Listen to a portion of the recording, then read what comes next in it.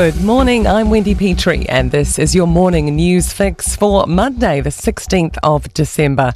In this update, a push to change our social norms around family and sexual violence. The government's second action plan details a suite of actions to reduce harm.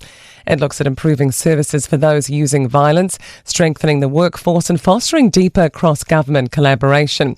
Women's Refuge Chief Executive Ange Jury says it's good to see a commitment to addressing harm, but we also need to focus on changing attitudes. That's where the prevention focus needs to be, so that we can actually look at bringing up a generation of kids who don't see any benefit in behaving in this way.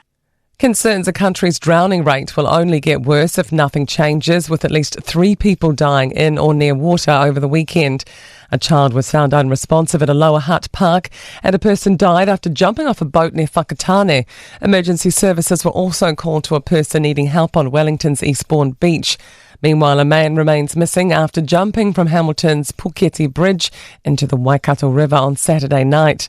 Water Safety New Zealand Chief Executive Daniel Gerard says until now, Kiwis have been heading towards a 10-year low. A food sector spokesman says general inflationary pressures are still impacting their rising costs. Infometrics Foodstuffs New Zealand Grocery Supplier Cost Index shows a 2.1% increase in supply cost to supermarkets in November compared to the year prior. Some of our largest rises were for chocolate and cooking oils. Vegetables NZ Chair John Murphy told Andrew Dickens if they buy what's in season, they'll do well. That's also good for consumers because it reflects what's abundant and available, and that's what we've got to sell.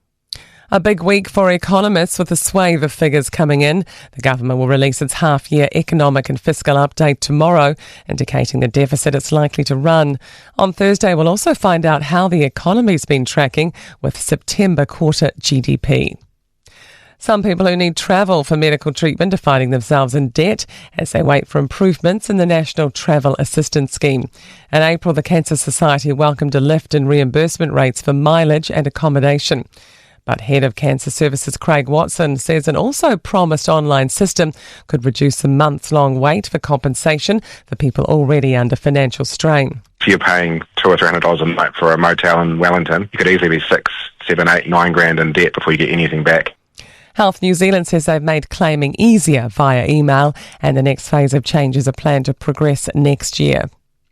Further revelations of the taxpayer-funded benefits enjoyed by district court judges. The Post reports business class flights, annual Koru membership and daily allowances for spouses while on work-related travel are included. While receiving their first appointment or if they're required to move, perks include new carpets, curtains, furniture removal and new school uniforms for children. To sport, the Black Caps are 136 for 3 with an advantage of 340 against England and the third and final cricket test in Hamilton heading into the third day. Australia's 405 for 7 after 2 days of the third test against India in Brisbane after a 241-run partnership between Travis Head and Steve Smith. And Crystal Palace have moved 4 points clear of the relegation zone in football's English Premier League with a stunning 3-1 away win in Brighton. I'm Wendy Petrie, that's your latest news fix. We'll be back with the next update at midday from the Newstalk ZB newsroom.